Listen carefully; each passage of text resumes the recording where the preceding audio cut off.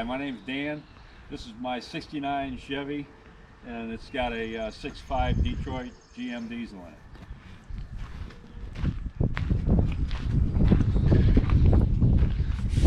it. This engine didn't really belong in this truck, but I wanted one and I had one, so I put it in. It's a rebuild engine, and for transmission in there I've got a Clark 285 5-speed because I like the ratios. They're nice and close, doesn't spread out between gears. I turbocharged this engine. I used the turbo off a 6.5 of a computer controlled engine, but this engine is all mechanical, so I had to redo the wastegate on it so it was spring operated with a pressure chamber instead of vacuum, because of course there's no computer on this truck. And the brake system on it, I used the hydro boost system that runs off the power steering pump, as you can see here, instead of the vacuum boost, because those they fade. This works a lot better. And I put a separate reservoir up here in the corner. What's with the rag there? Oh, that's yeah, when I check the oil, I just wipe the dipstick on it. Oh, okay. Yeah.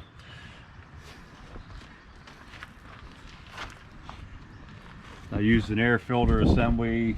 I think it's out of a Ford truck or something, because it was a canister style, and the way the turbo plumbing is, it was too hard to try to get everything up on top of the engine, so this sort of unclutters it a little bit. It's got cold air intake right here, so you're not sucking in the hot air.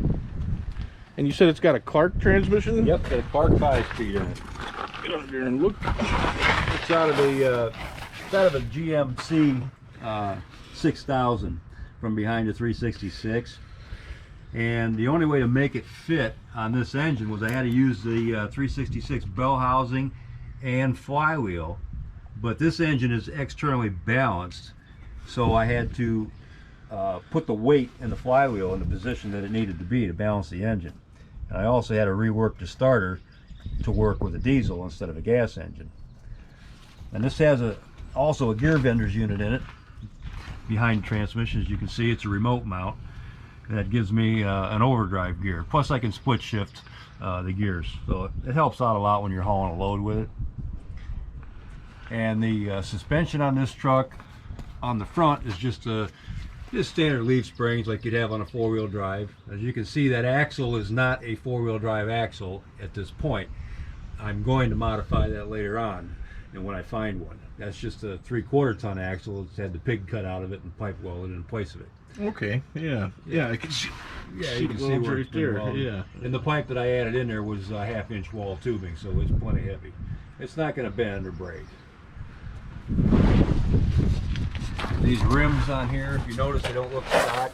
I made those rims because I wanted 19.5 heavy rims on this truck with 14 and 16 ply tires to carry the weight.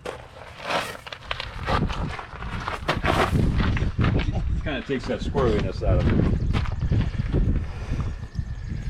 And same thing with the rear wheels, Yep, huh? same thing with the rear wheels. And you can see this has air ride suspension on the rear. You can see the trailing arms here that I've made.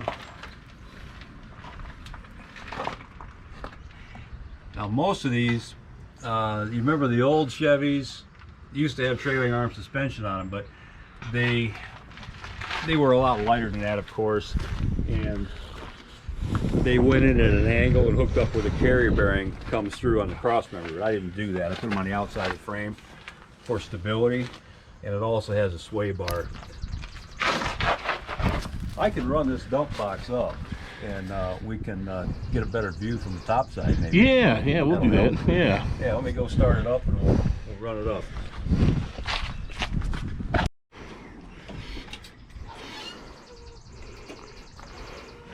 Get the glow plugs for a few seconds here.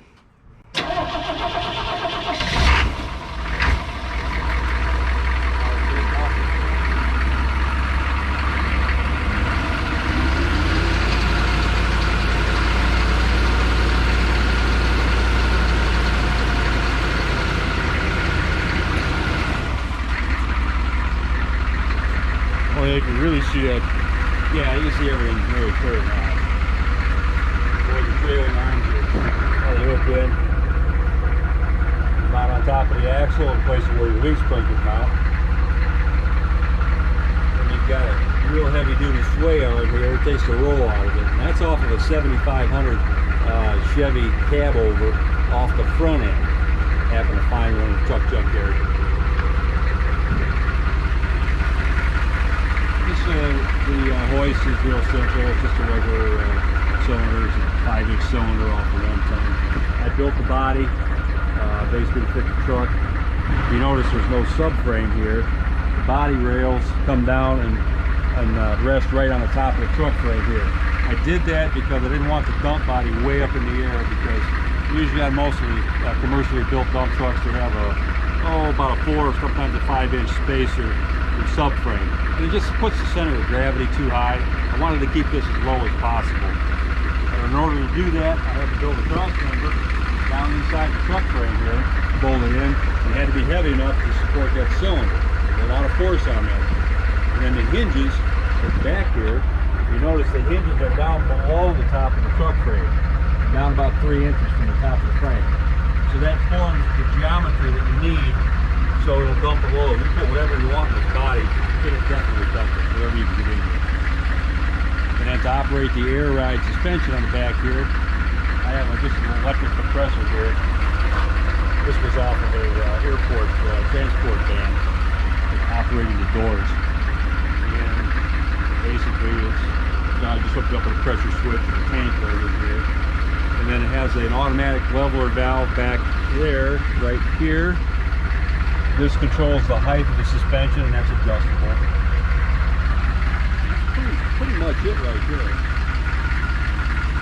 These sides on the dump body here, they do fold down, but right now I had to add some hungry boards on top of there because I was hauling some dirt around here, and I can't fold them down to show you, but they do fold down. What I'm going to do here eventually is I'm going to make steel sides for it that are that high where I can fold them down, and you can of course take them off.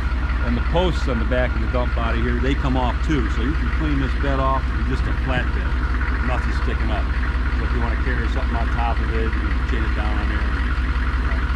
And this two-way hydraulic, it pulls the body down too. So if you get something jammed up in there, you pull it down.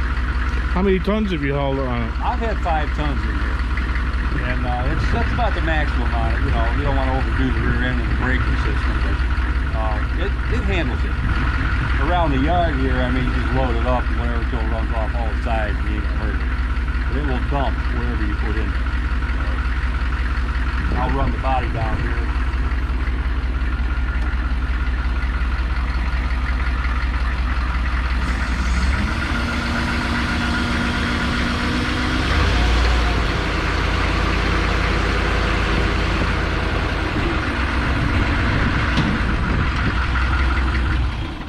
I can also lower the suspension on this too, like you can on the big trucks.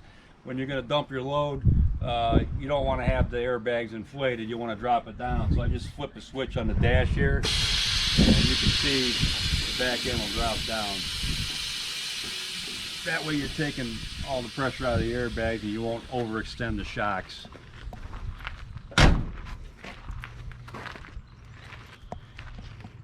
I have in plans, I want to put a Cummins engine in here. I haven't got one yet, but when I come up with one, I'll put a 5.9 in there, and I try to use the same transmission. I like the gear range in that Clark training. I've tried the GM transmissions, and it's like the ratios are way out there. It's like I just don't like it. Did you make that bumper? Yes, I did make that bumper. Yep. Yeah, the original bumper that I found with the truck was it was pretty junk, and I didn't want to buy a new cheap chrome one and put it on there. When I had built this truck, I got basically a cab from a junkyard, and I got a piece of the front end out of a 1-ton. The frame is the part that I got was out of a 78 1-ton 2-wheel drive. So that's what I started with, and then I built the rest of the frame on back to match up with the other frame here, and everything's all reinforced. So it's actually a little heavier than a 1-ton frame, more like your Chevy HD 3500 or a F450 Ford. Well, that's pretty much what I did to this truck, and it's never let me down. I've built it probably about 10 years ago, and been a good truck. I don't drive it in the wintertime, trying to preserve it. because they're getting kind of hard to find.